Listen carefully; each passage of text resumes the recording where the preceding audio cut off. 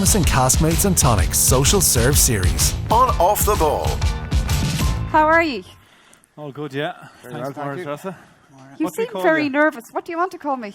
Empty Pockets was a pub here in Galway a few years I ago. remember that. That was up on Prospect Hill, Yeah, wasn't it? good spot. Who'd been to Empty Pockets? I saw a few. Oh, there we go. There's one. Yeah, story of my life, really, especially since I've gone back to college now. But how are you getting on?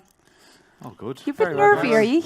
No, I'm fine drinking the Jameson here. It's putting the nerves to bed.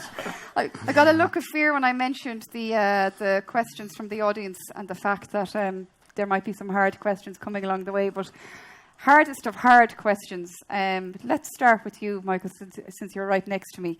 We're looking into a championship year again from Galway.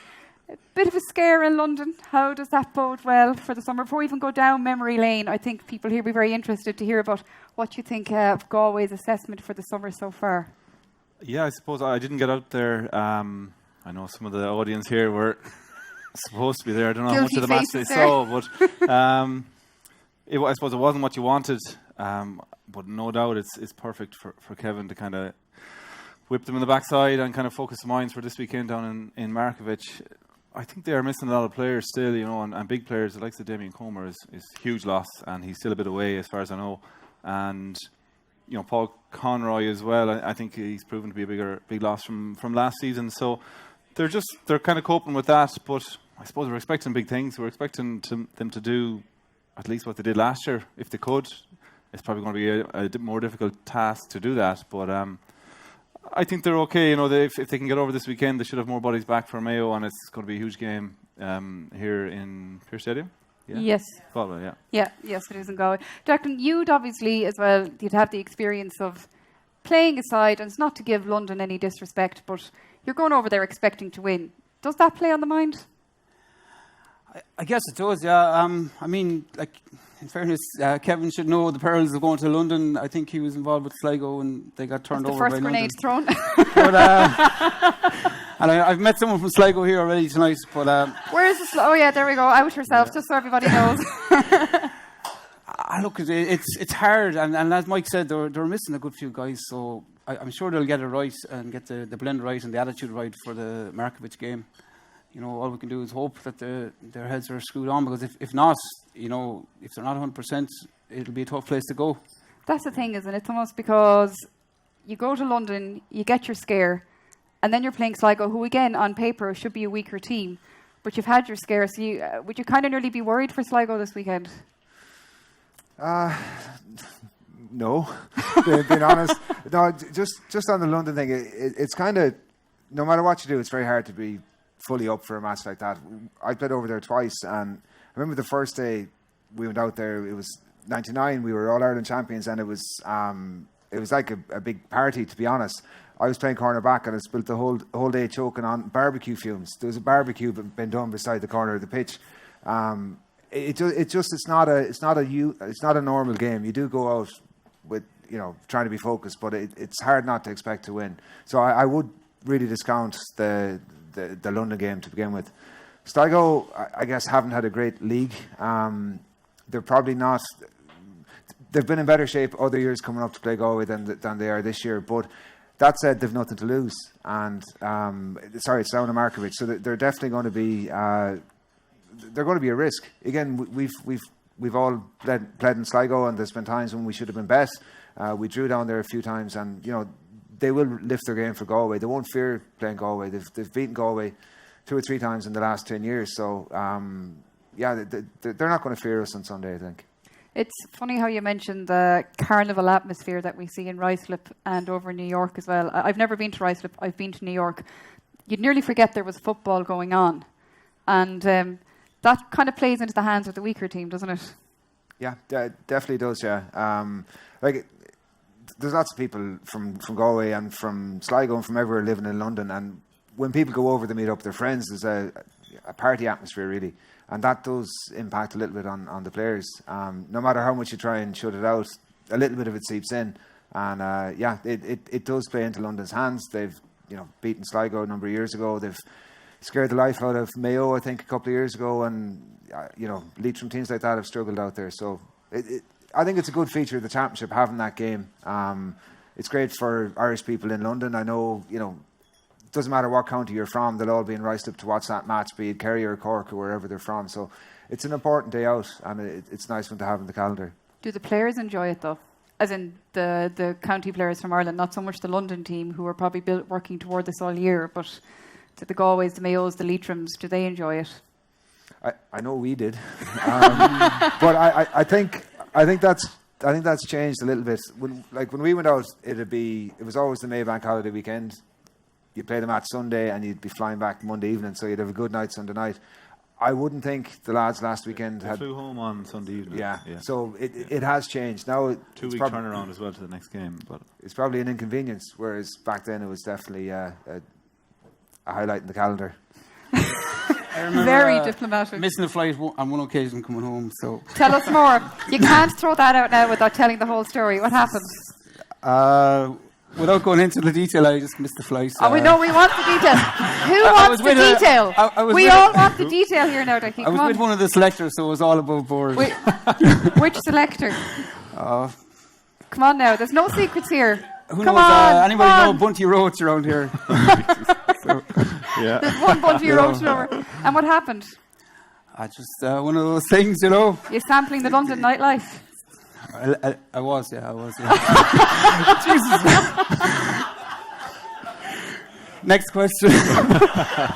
Moving swiftly on. Michael, what do you think after that display in Ruislip last week? What would Kevin Welsh be saying to those players?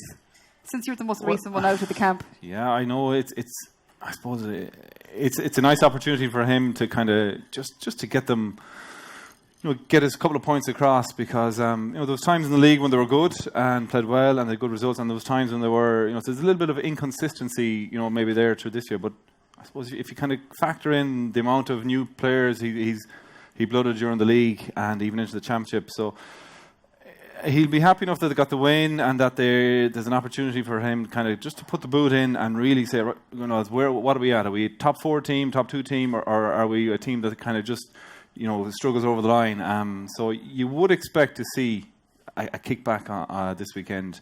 Now, if there isn't, Sligo have been the one county in Connacht outside of Mayo who have been real dangerous and tear up the script against Galway in the last 10 years. So.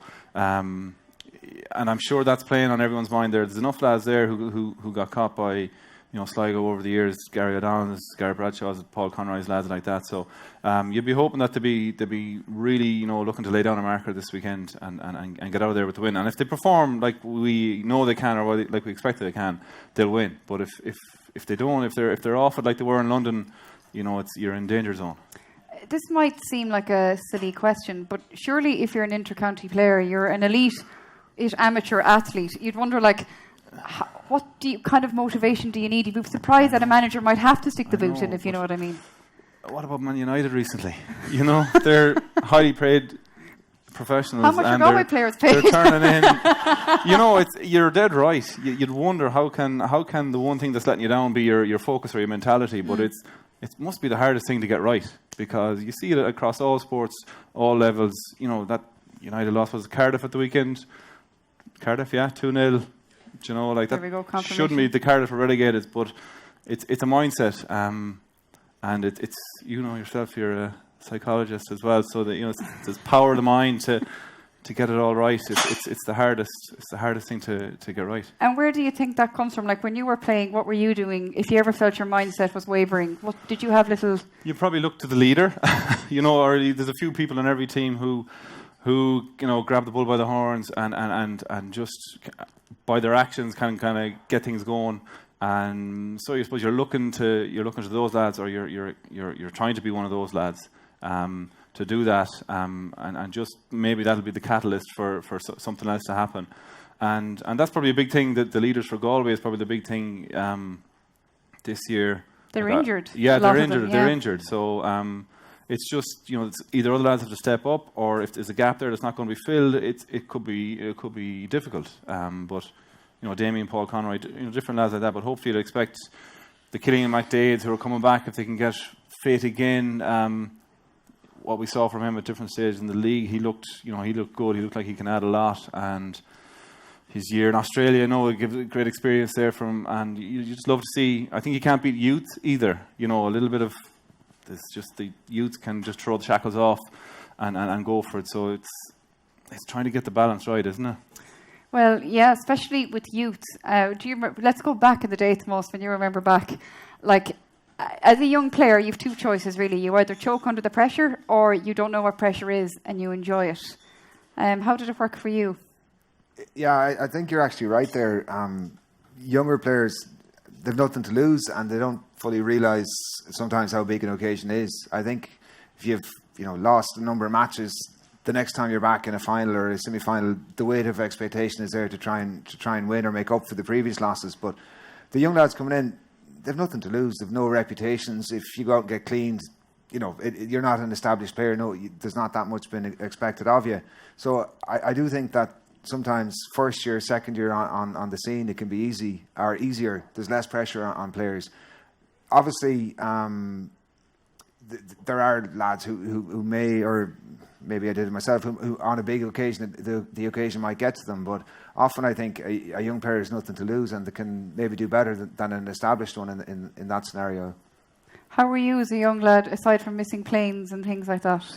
I started off in '96 against Sligo in Markievicz Park, and I started off as a forward. So, like that, I had no real fear back then, I suppose.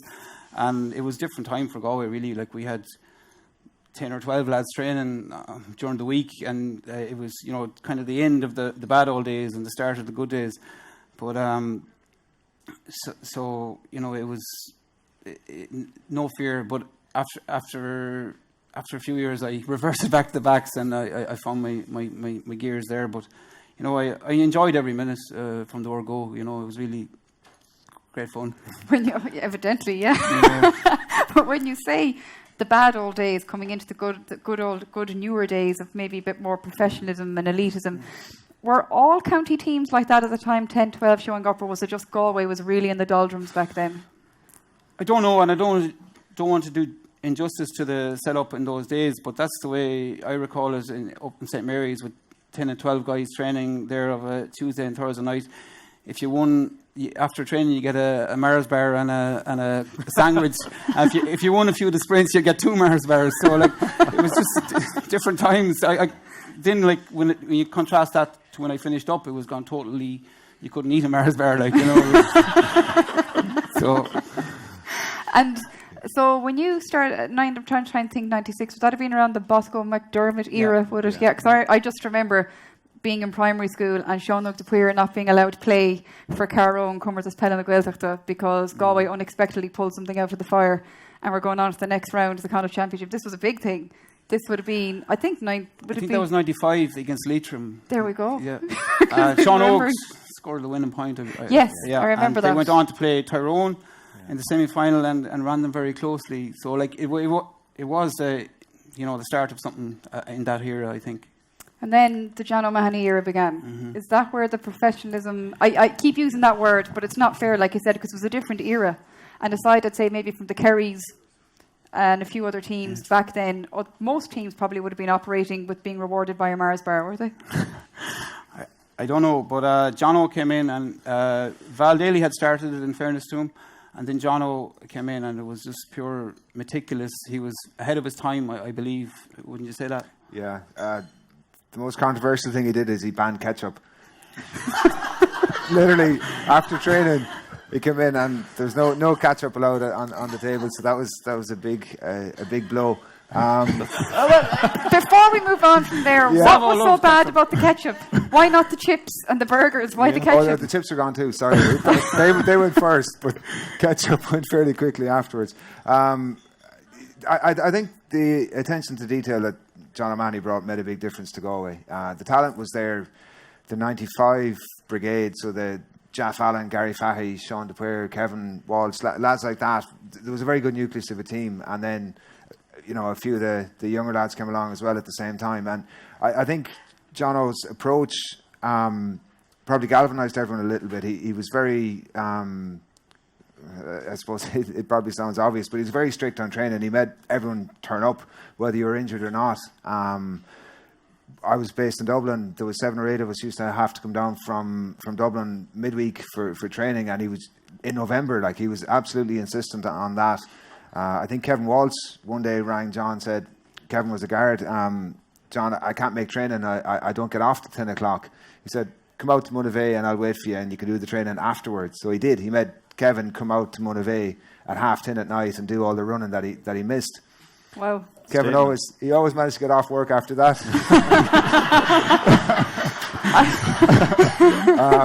For some reason, I'm not saying that there's a coincidence, but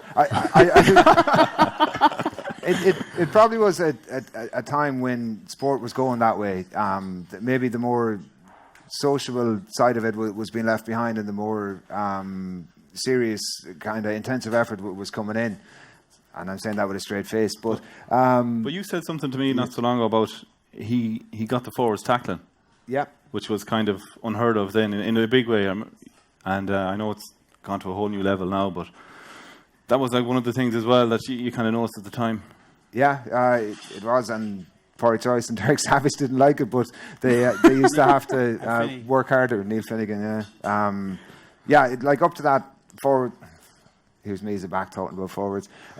Forwards used to have a shot at goal, and if it went wide, they turn around and walk back to their position. Whereas, the whole mentality was changed. You had to be on your toes, tackling, trying to stop the ball coming out, awake for kickouts, that kind of stuff, which I suppose was new at the time. I was just going to ask, because obviously I might just be a little bit too young. I wouldn't have understood tactics and stuff, just to throw it out there, that I'm not that old yet. But, was that a new thing for football at the time, for forwards to actually be tackling and that kind of thing? Yeah, it probably was, realistically, yeah. I don't think the work ethic would have been expected of them as much, to literally work harder without the ball than you would with it. And definitely something that Galway started doing at that time was working harder. But every team did it, and every team does it now, and it's incredible the amount of work that goes on off the ball. But back then it would have been fairly new, I think.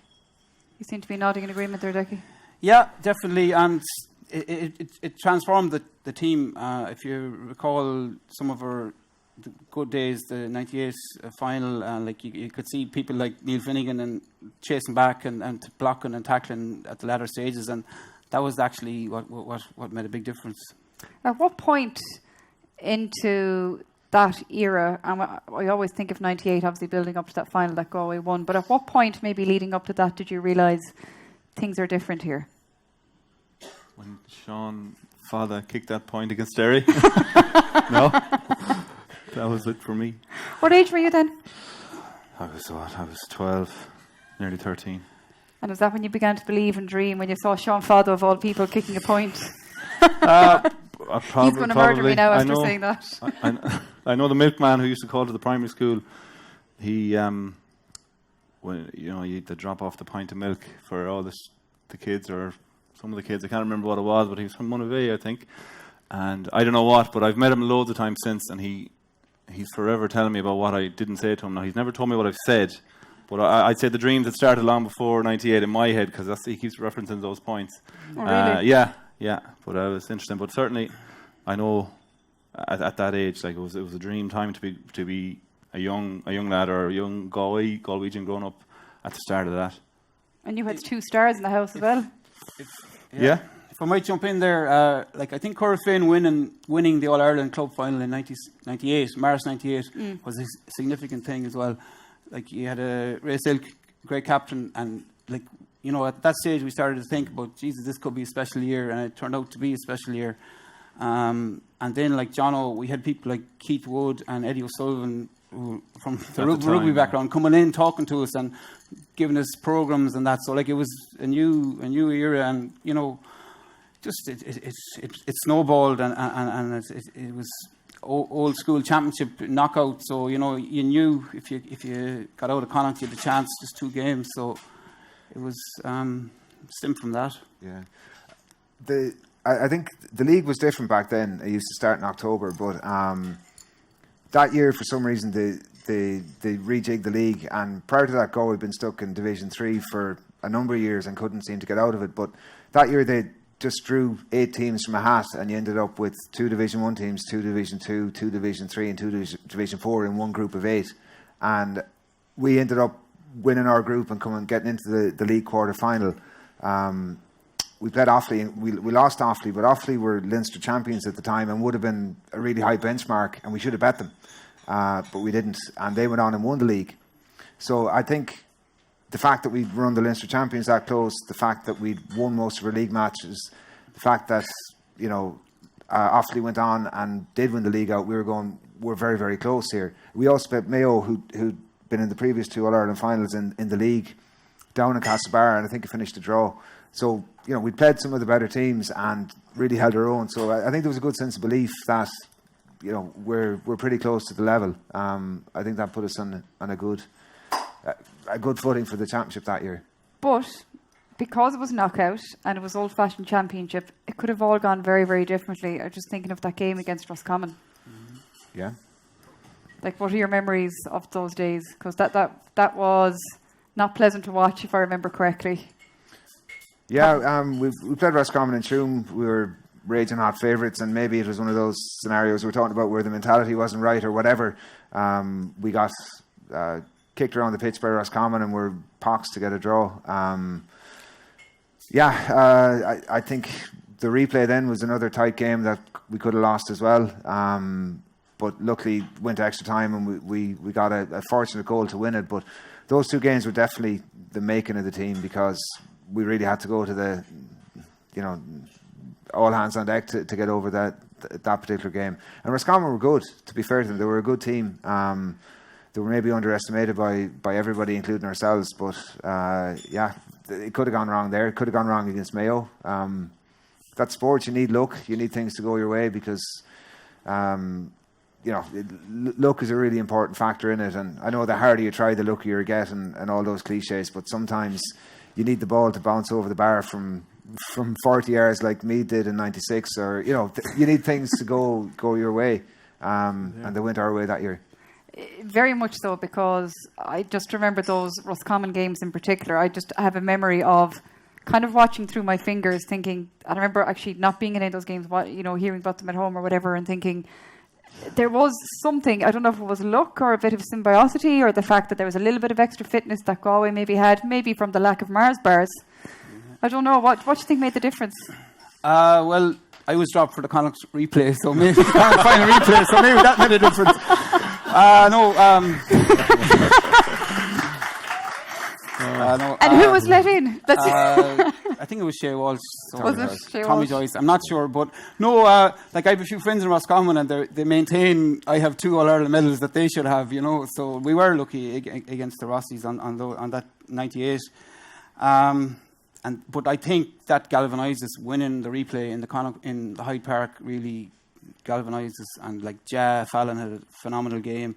Michael Donnellan, everyone stood up, and that really made a team of us in '98.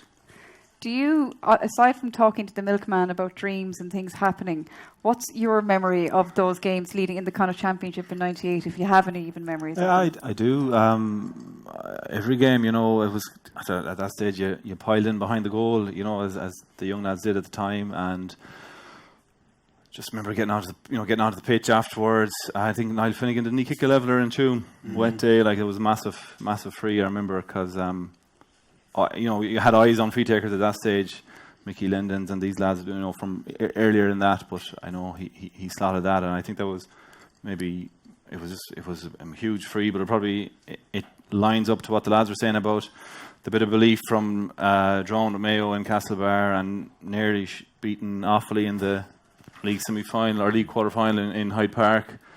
But yeah, so just great memories. Now the biggest memory I have is I was in the Canal Inn with my sister for the final, and as you did at that stage, 12, 13, went to the Jacks and went to the shop at half time, and I was in the Jacks and I heard the hugest roar going of the day anyway, and I was looking around to see who was kind of reacting, but it was the Galway people that were reacting, but I'd missed PJ's goal because I was gone for my Mars bar and gone to the Jacks. But I'm sensing a theme here. Are the Mars bars? I remember getting onto I remember at that stage, when we won the game and trying to get onto the pitch, so there was, let's say, 1 or 2 small gates that but they also had bigger gates to open up, and I remember being at that.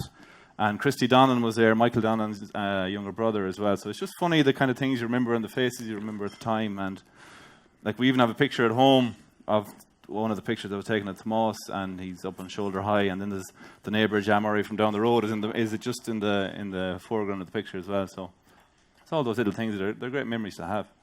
It's funny, I think they're great memories for all Galwegians, even those of us with nothing to do with it except watching it. There's a feeling of just, I don't know what it is. It's a feeling of joy and happiness, and just for that 1 minute that nothing else matters, and this is just amazing. But to be in the middle of it, as you guys all were in your different roles, must have been, I can't even think of a word to describe it.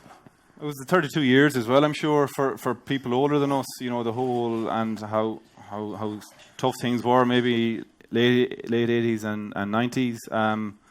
The near misses in the 70s, you know, as well, All-Ireland final losses. And don't blame me for that. I know. So like, it was a huge, and I was probably like, I think Kildare were going in as the raging half favourites as well. So it just kind of, it was the perfect storm, I think, for Galway and how it transpired. And yeah, it was huge. It was a big start. But we kind of talked about it earlier. I think there was 6 under-21s on the team that day, and to be honest, none of us realised what a big day it was and how important it was, and we thought it was easy. We're going to do this every year, and you know that was the mentality. That was we were used to winning at under-21 in minor and colleges level, our schools level. It was just a match that we were going to win. That was it. Like, it's an All-Ireland final. It's a big occasion, but you only have one man to mark. You know, you've only one ball to run around after it. You know, it's just a game. You don't need to do anything different on that particular day to any other day, and that's probably the way we approached it. If I was playing an All-Ireland final tomorrow, I'd be planking myself. Whereas back then, didn't really matter. You know, it was just another game. And was that because it was as simple as you expected to win it? Yeah. And was there at any point that you felt during? And we just go back to that night, that game against Kildare. Was there any point in that game when you thought, "Oh, we're in trouble here"? No, no. Honestly, I think from memory we started really well. We Mikey Donlan did those 2 great runs. Sean DePuere kicked a point. We started really well, and I knew we had the ability to do that. They got on top of us for a while, but once the second half started, I knew in my heart and soul that unless we completely froze, we were going to win it. Final whistle went. How did you feel? Great. It was like you don't really process it, to be quite honest. The pitch invasion is great, but then it gets life threatening at some point. Like it really does, because there's farmers from Caltra and Connemara and all places. They don't realise their own strength when they're smacking you on the back. You're half dead, and but it was a great feeling. It was absolutely brilliant, and meeting family and friends on the pitch after was brilliant. Declan, were you reaching into your back pocket for your celebratory Mars bar? Or? Okay. No, we'll leave the Mars bars now. Listen, I was in the subs, mad to get on, but I didn't. But the first man I wanted to go and congratulate was Tomás, so I ran on the pitch and was all consumed after that. It was a great time. Madness ensued, as they say. But it was.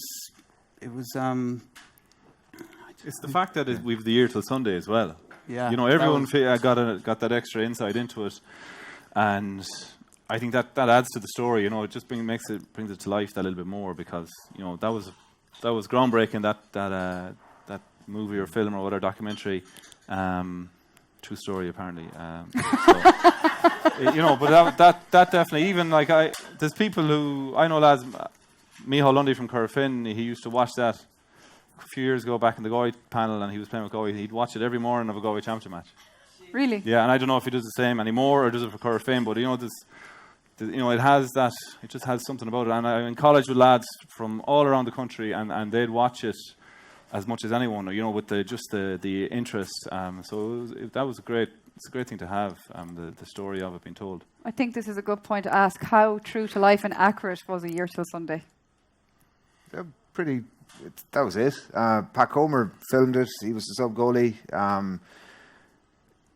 he actually did it the year before in '97, but we got bet in the first round, so it was not much of a bestseller. Yeah. He used to just come to training with the camera. He'd leave it on the bench, or on the floor, on the table. He'd be out doing warm ups. He'd leave the camera there. No one paid a bit of attention to it. It was just in the background, and he sat down at some point and edited it all together. So completely true to life. The dressing rooms, the team meetings, all that kind of stuff. That was it. That was the way it was. Did you know at the time, like obviously you knew he was filming, but did you know what he was formulating in his head when he was doing this? No. No. Like Pat. Pat's different. And no idea what he was planning. It was just he was recording training, and that was fine. He got everyone's permission, got Jono's permission. No one paid a past bit of remarks. It was just there in the background. And intrusively in the background, or was it just nearly just became a part of him, like a bag of footballs? Exactly like that, a bag of footballs. Really, you wouldn't know about it, and we didn't think about it. We just heard about, in the aftermath, there's going to be a launch of a video year till Sunday. We all went down to the town hall theatre for the show, and it was brilliant. Were you surprised? Pleasantly surprised. And like Michael said, like some guys that you meet can quote every line of it, and I've seen it probably twice or 3 times, but that's it. I suppose you didn't need to see it, you knew the script. Yeah. Well, I think it's a good place to take a break. I know some people might want to use the facilities, you maybe go to the bar. So just to remind you, we are live from the Liquor Lounge at the Dáil Bar in Galway, with thanks to Jameson Caskmates and Tonic Social Serve Series with Off the Ball. We're going to take a quick 5-minute break, and then we're going to come back with more Meehan memories.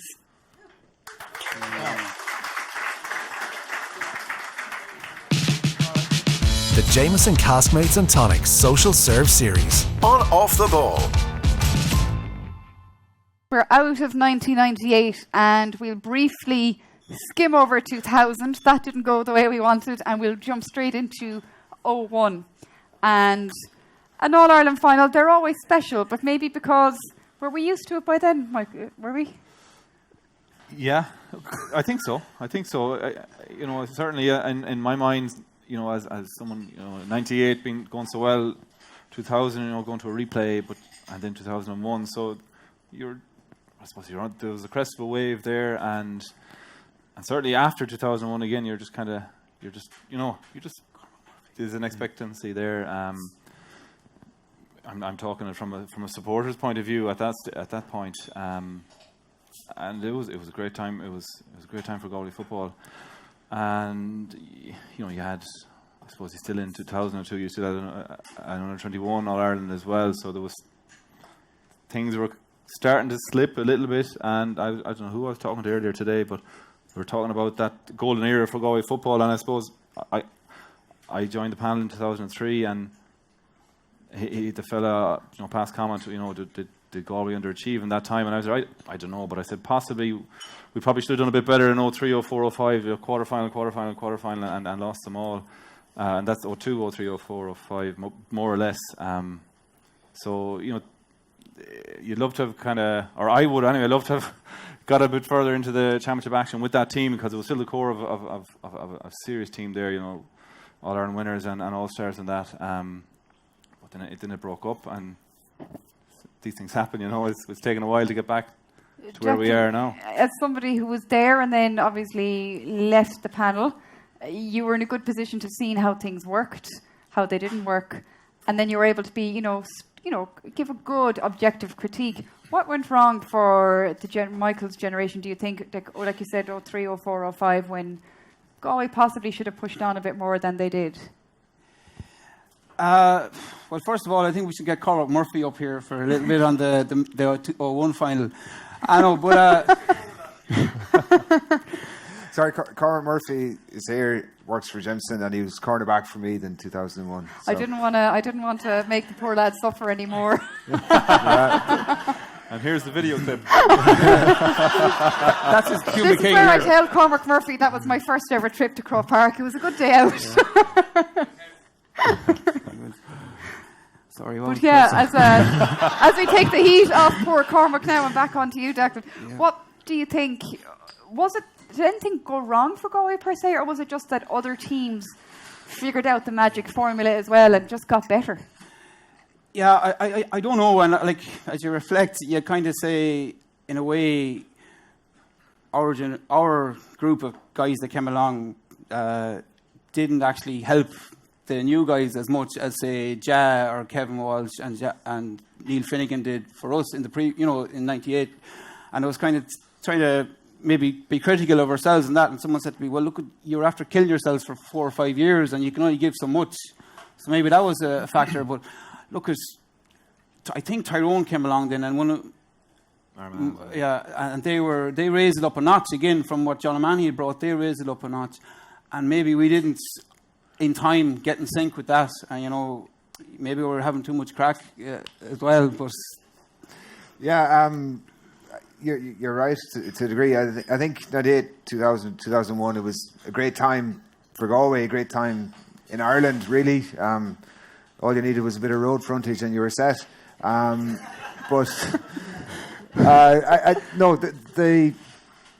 think John O'Mahony was probably too loyal to the group of players that were there in 98, 99, 2000. I think that team was allowed to grow old and maybe stale too quickly. He didn't bring in enough young lads regularly enough. It was the same team pretty much from 98 to 2003.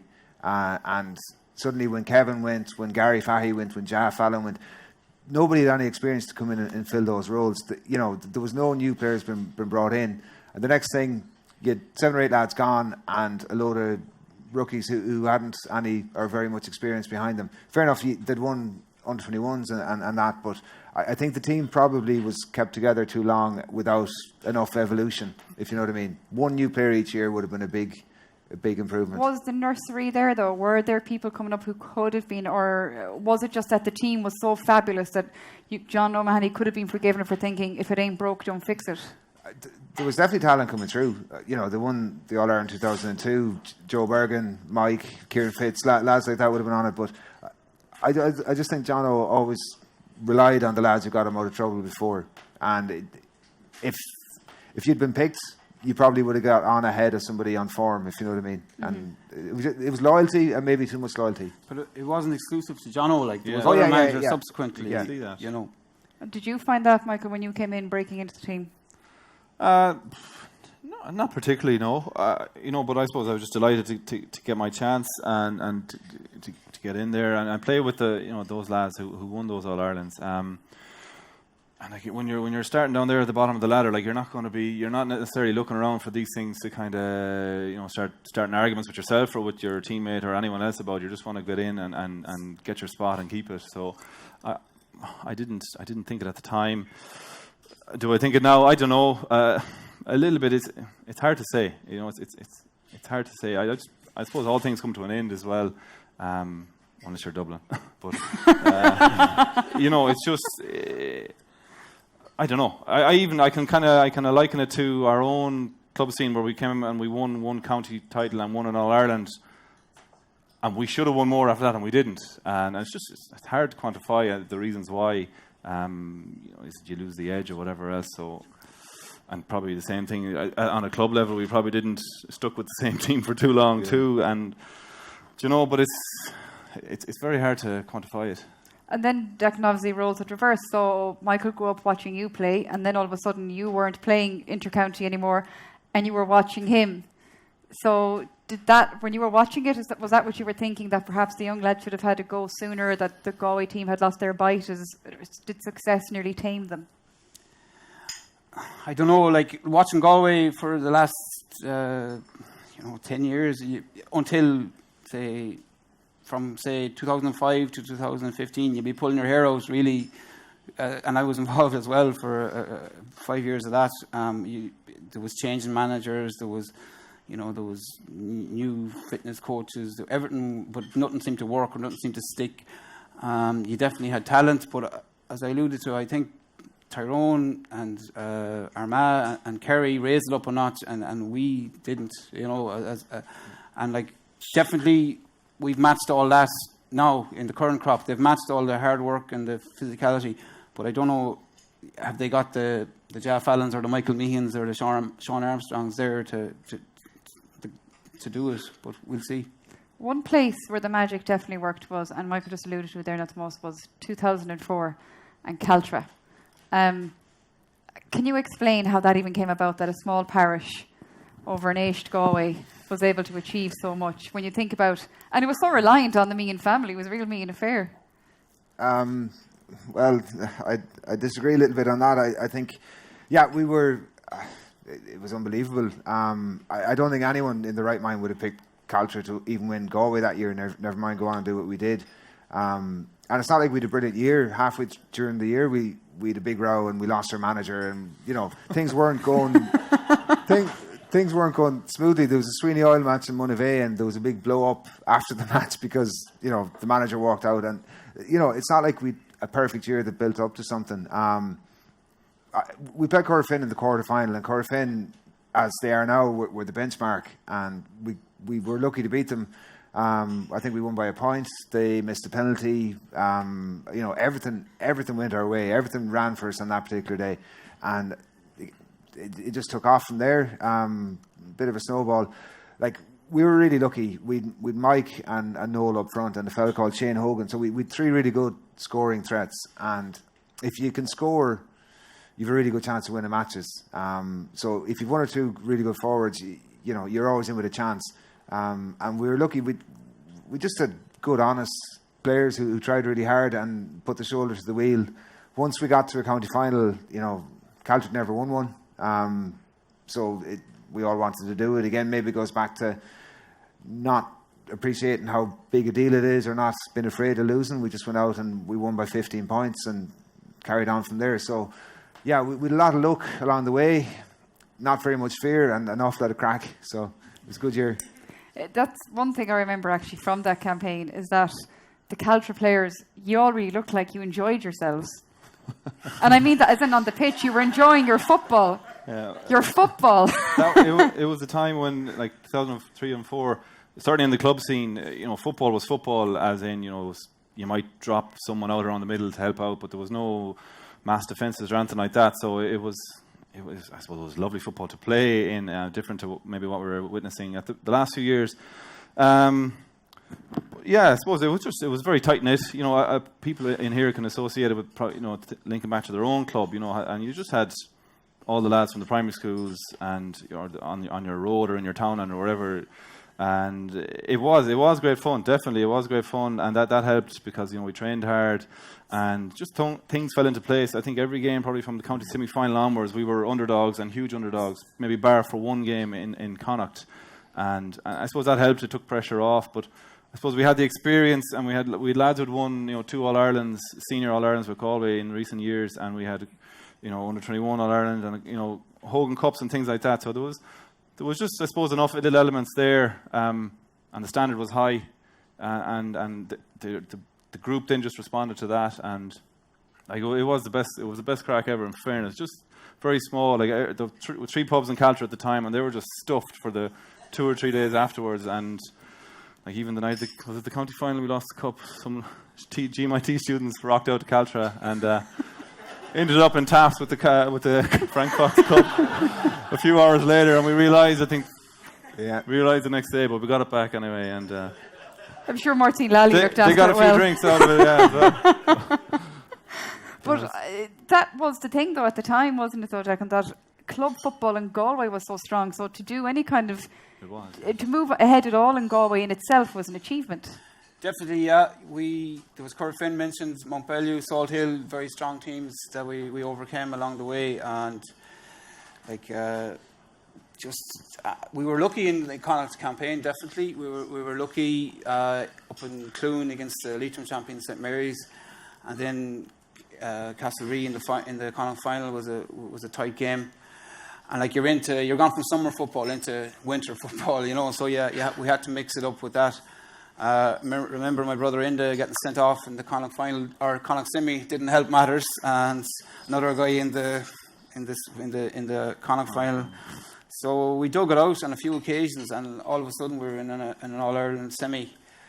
And whereas we didn't play the big teams in the Connacht Championship, perhaps we bet the Derry champions and the Kerry champions in subsequently. So that really was some achievement, I feel. So when you went up to the All-Ireland inter-county final, you expected to win. Did you expect to win the club final? We were playing. The Gaels were very good. They were. Six Kerry seniors. I honestly didn't know what way it was going to go, and I can remember in the first 3 minutes of that game, I think Gaeltacht had 3 wides, and we literally couldn't keep the ball kicked out to them, and I was going, this is going to be a long hour. And then we got going, but I remember going in at half time, and we were a point down, I think, and my thought process at the time was, right, at least we're not getting disgraced. You know, that was the way I was thinking. Now let's see what we can do in the second half, and maybe we can kick on. Definitely didn't expect to win it. Wanted to give it a good shot, and we did. But definitely didn't expect to win that game. And at what point in that game then did the belief start coming back to you that you might do it? We went 4 points up. Or we went 3 points up. Sorry, we went 3 points up with about 4 minutes to go. I said we're sound. Kerry got 2 points.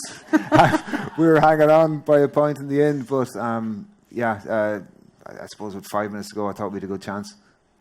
And then when you won that, I know it's kind of difficult to compare one feeling of exhilaration and joy of winning one thing compared to another, but when you compare it to 98, we always hear about, the club winnings mean something different. It's not better or worse, but different. Did you feel that way? Yeah, I mean, the club was brilliant. Winning that was absolutely brilliant. And I won't say it means more, but I can remember it better because it was more recent. That's all I have. Yeah. I know. Winning the club title is brilliant. It was really, it made such a difference in Caltra. People here might know Caltra wouldn't be a whole lot going on. But off the back of that win, we small things, built a community centre. There's a creche there, a playground there. There's bridge club. There's an athletics club, a cycling club. All these things kind of spawned off the back of that, and I think it made a really big difference to the community in Caltra. Winning with Galway, yes, it's great, and everyone had a great time, and it was a really good memory that everyone has. But I'm not sure it transformed as much as Caltra did. Off the back of the win for the club, it was huge. I think Tom should run for election actually after that speech. Is it too late to get a poster up, is it? But it's like the community aspect is huge as well, but the family aspect, and I know you guys will always naturally downplay it, but the means really, you're synonymous with Caltra and you're synonymous with that club for that reason, because there were so many of you. That's true, in fairness, but there's no. It's one of those things where if there was any one lad who wasn't what we didn't have, we wouldn't have been successful. That could have been. It could have been the manager. It could have been the goalie. It could have been a cornerback, or it could have been. It was that tight and that fine. I think it didn't have to be any big player or not. Just the collective unit was just rock solid, and yeah, we were part of that. But I wouldn't be. Going back to it, if someone gave you the ball, and the hardest thing was getting the ball into the scoring zone, and anyone probably nippy corner forwards down there. All you wanted is get a good ball.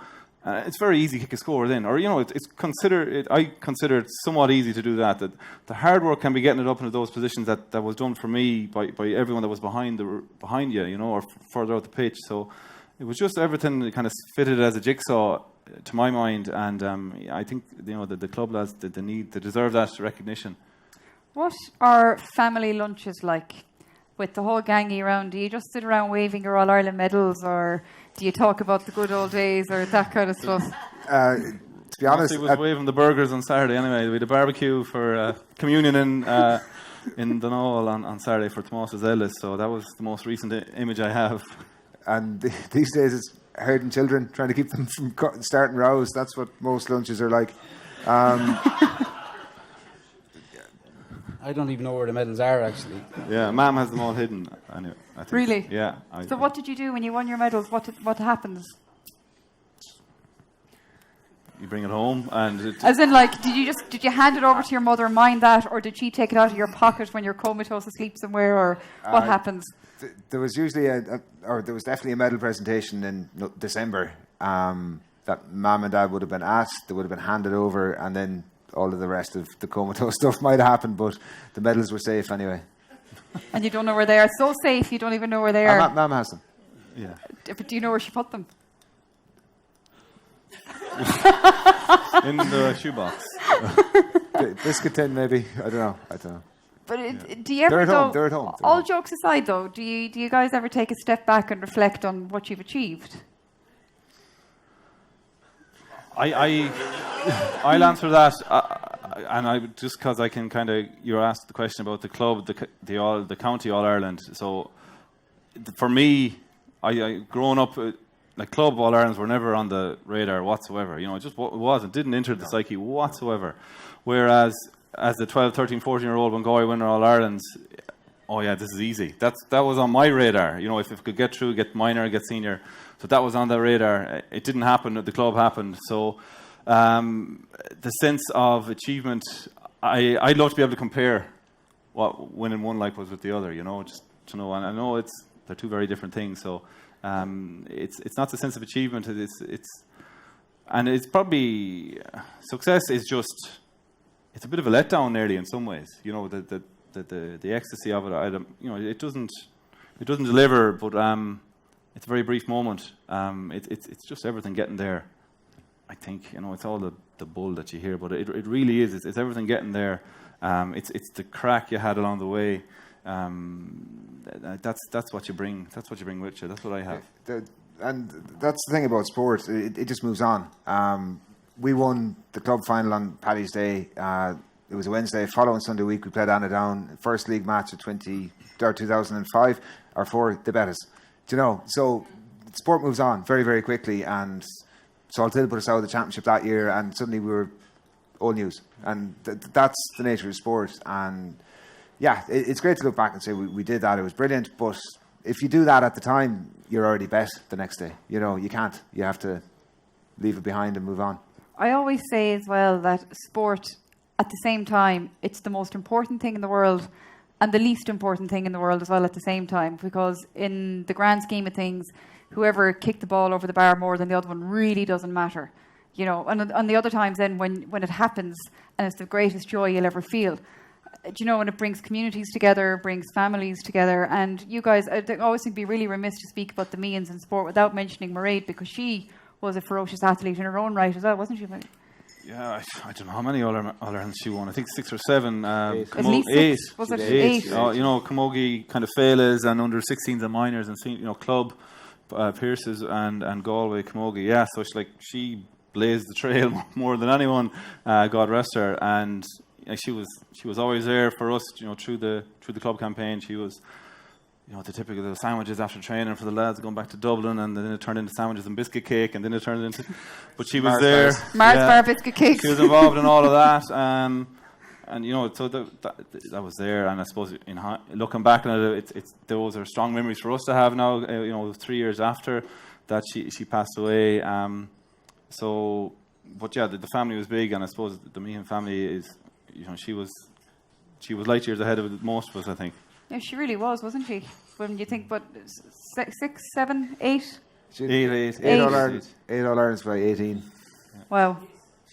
Yeah, and when you realise how difficult that was, absolutely should be celebrated. Yeah. As we all know the talk as well about women in sport and how difficult it is for women to get recognition, and she was there blazing a trail to and you guys were trying to keep up with her. Yeah, and I think she, at the time, there was no ladies Gaelic football club in Caltra, and herself and a couple of others, were instrumental in setting it up in maybe 4 or 5 or 6, in the aftermath of the lads winning the All Ireland. So just your 20 for 20 or the 2020 campaign. Mm-hmm. Yeah, she was on that, decades ago. Exactly, she was way ahead of her time. God rest her. Yeah. And that's the thing about time; it does keep moving on, and life goes on, and great achievements happen, and terribly sad things happen. And that is life, and I think sport is the light sometimes that helps people through it. Yeah, and I remember, so we're talking about 98 earlier, which is 21 years ago. I remember at the time, in 98 when I was playing, thinking about the Kerry team from 1970s, like Fred Flintstone stuff. You know, you might as well... It was so old that it bore no relevance. And suddenly the teams we were playing on are of that age or of that ilk as well. And like I know, looking around here, there's lads down here going, who are the three boys? Or who are the two? The two, yeah. Three. Fair enough. And that is... that sport, it moves on. I had a great time playing sport. Wouldn't change a minute of it.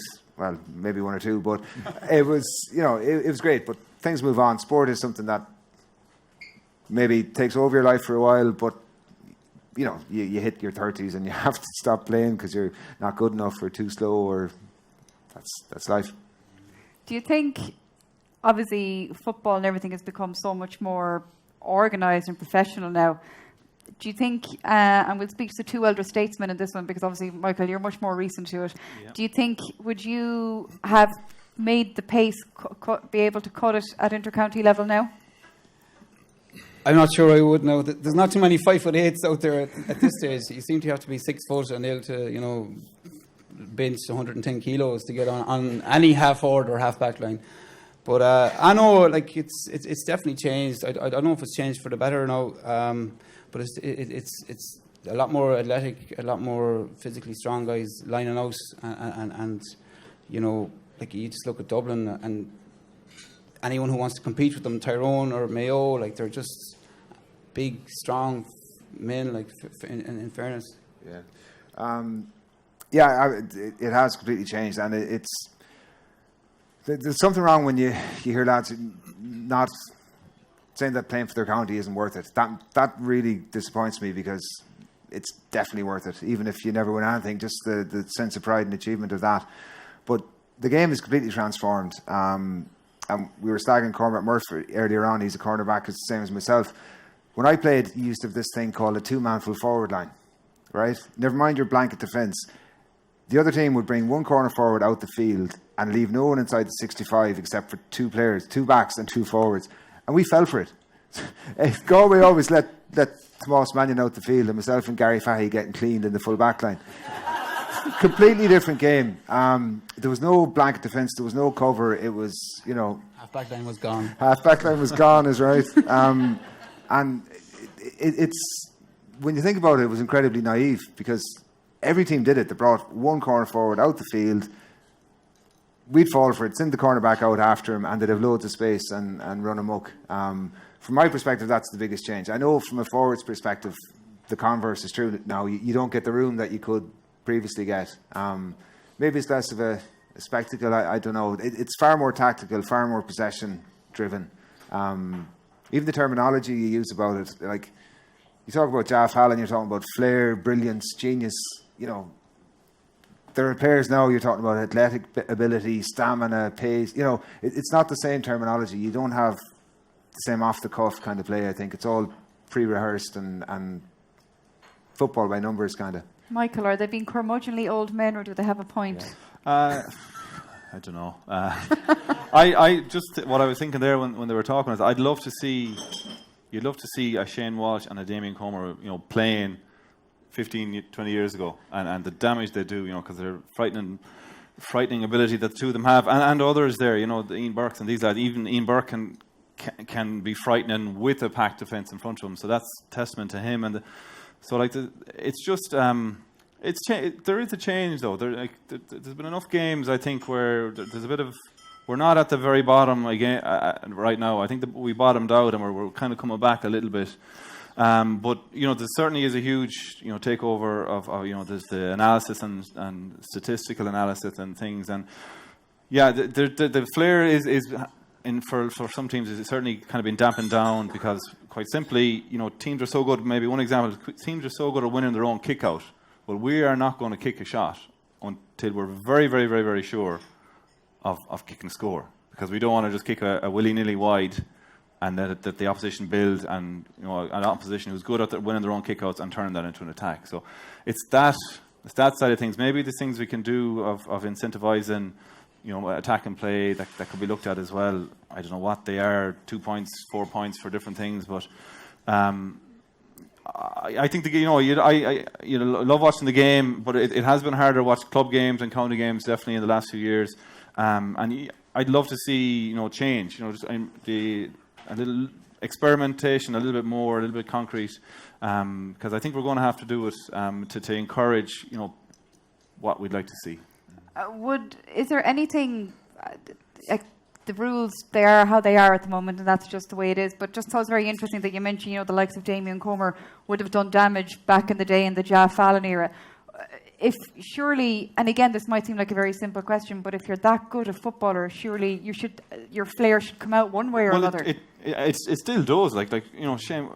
Shane Walsh's, Damien Comer's, Ian Burke. These lads, they still are top forwards for us and nationally as well. So and it does come out. Like you see it in the other teams. Kieran Kilkenny, maybe he's not a flair player, but what he can do and the possessions he can get on, like Kerry, which is it's great to see. Although they might hurt us this year or next year, but the Sean O'Shea's and the David Cliffords, they're just a godsend in my mind. I think every young lad or girl in the country, they're hopefully two lads to look up to because they embrace, I think, all that's good in the game. Yeah, I think if you had Shane Walsh and Comer in a one-on-one situation with anyone, you'd back them. And it just doesn't happen as often as you'd like to see it. But back then it was pretty much one-on-one. And, but I would say Shane Walsh can be every bit as good as Michael Donlan if he develops. He's got that pace and flair and everything, but he just, he needs it to happen now in the next few years. And he's still quite young as well, and I think that's one thing about football as well that has changed. Because it's become more analytical and tactical, I think people need to nearly grow into it and get a bit more experience. You're not a wonderful footballer at a very young age anymore. There's definitely a bit of that in it. It takes 2 or 3 or 4 years to get physically strong enough and fit enough to compete. So the idea of coming straight from minor onto a senior team isn't there anymore. Again, going back to olden times, the first time I was on a Galway panel, it was an FPD match in Clonbur, and Deck was playing. I had under-21 training in the morning, and Dad picked me up on his way to go and watch the FPD game, and Val Daly was manager. They were stuck for numbers. He literally said, "Have you got your gear with you?" I said, "I did." Talked out and was on the sideline for the match, and that's how I got onto the Galway senior panel. I had my gear. I had a game in Clonbur. But that's the first time I talked out for Galway.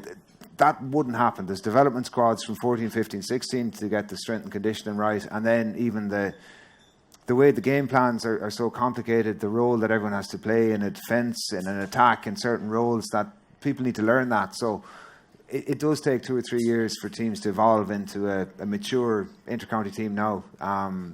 You're not going to get someone coming completely out of the blue and winning the All-Ireland this year. It's going to be one of 4 or 5 teams, and that's it. You're not going to get...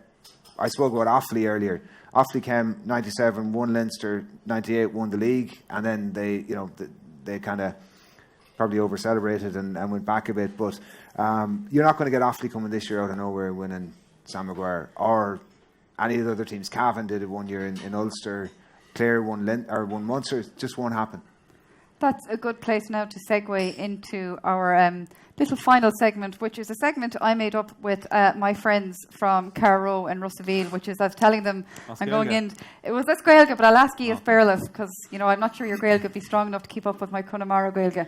But I was just saying, I'm going to interviewing the Meehans. Any questions you'd like to ask them? So the questions are firing back and forth. So they're rapid fire. I don't want you to think too much about them. We want the first thought that comes out of your head. Lovely. So that's a good place to go, Declan. We'll start with you. We were just talking there about the 4 or 5 teams who possibly might win All-Ireland football finals, possibly going to boil down to 1 or 2. Who's going to win it this year? Mayo. Why? I believe, I think James Horan is a top man, and I think it's their turn. If anyone can, Mayo can. Mike, just for radio purposes, Michael Meehan is shaking his head here. Who's going to do it? Well, he mightn't be wrong. But I don't... I think I don't know. Look, I'm not. I don't put money on these things. Quick fire. Tyrone. Yeah. Dublin. What'd you say? Dublin. Yeah. Nobody for Galway, no? There's a They'll Kerry. be there Is there a next year. Kerry woman down there shouting of Kerry? No, it'll be Dublin, I'm afraid. Sorry, I didn't say that, did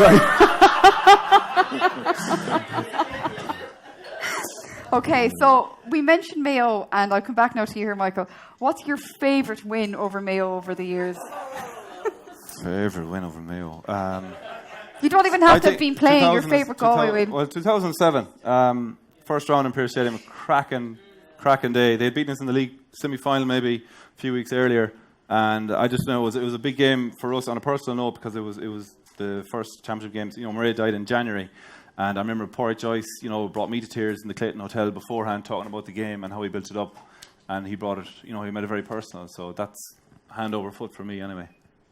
The same question to the other two gentlemen. Your favourite win over Mayo. This question, by the way, if anyone's wondering, came from Edel Dupuyer, who really wanted to know this answer.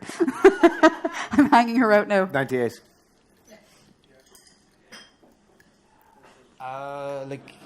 I'd have to go with 98 as well.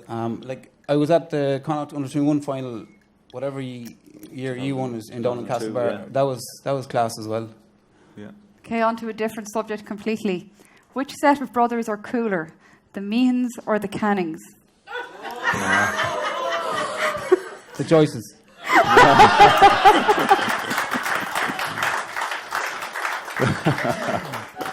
I'm 42, I don't care about being cool anymore. So Still wearing bootcut jeans here. Yeah. Who does your mother love the most? Michael. That was very quick, Michael. Is Michael the favourite? It's the golden-eyed boy, what are you on about? Of course. The baby. Mike growing up, he had the advantage of the good example myself and Moss gave him down the years. Example of what not to do when you're a teenager. Yeah. So that's how he turned out so well. Yeah, Jesus, I wish, yeah. Yeah. Oh, look, he's not even denying. He's just there blushing. Oh, Joy, we're looking for an answer. Oh, I'd say it's probably Dick. Oh, look, they're all blushing now. But sure, look, who knows? Tuam Stadium or Salt Hill? Tuam Stadium. I prefer playing in Pearse Stadium. Why? It's just better pitch, it's better ground, it's quicker ground. I know you have the gale and whatever might come with it, but Tuam is just the grass tends to be longer, the ground is just heavier, and as playing, I prefer Pearse. Suits backs, Tuam does. Does it? Yeah. Why is that? Because the ground is dead and the pitch is slower. I've good and bad memories from both. So. Favourite Galway manager? Tull Dunn.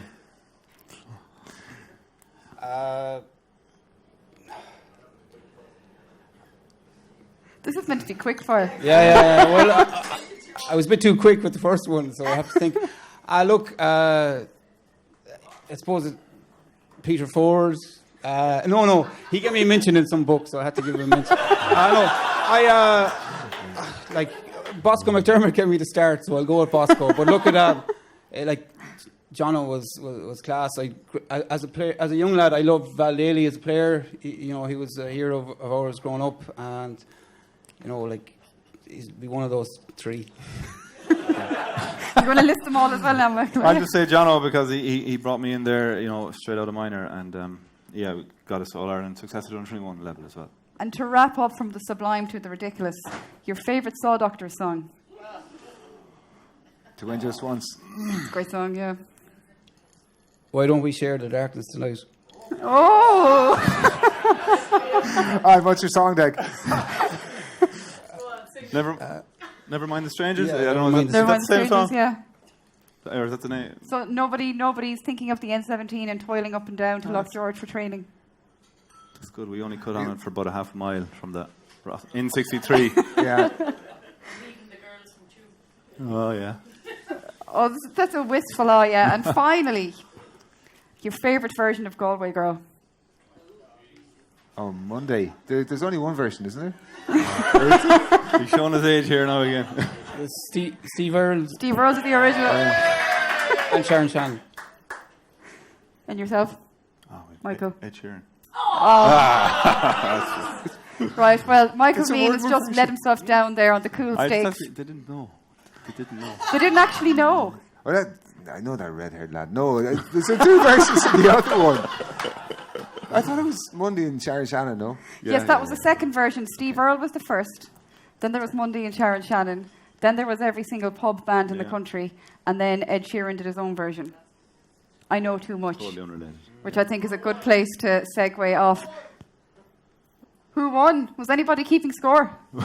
I don't think, was there a winner? No? No. That, I think, a good place to leave it off before I get the boys into too much trouble after making them name out their favourite managers and who's their mother's favourite, and I'm not sure the Cannings would be too happy either. We are live from the Liquor Lounge at Dáil Bar in Galway with thanks to Jameson Caskmates and Tonic Social Serve Series with Off the Ball. The Meehan brothers, thanks so much for your time. We really appreciate it. Gura mila mila mahagi. Come on.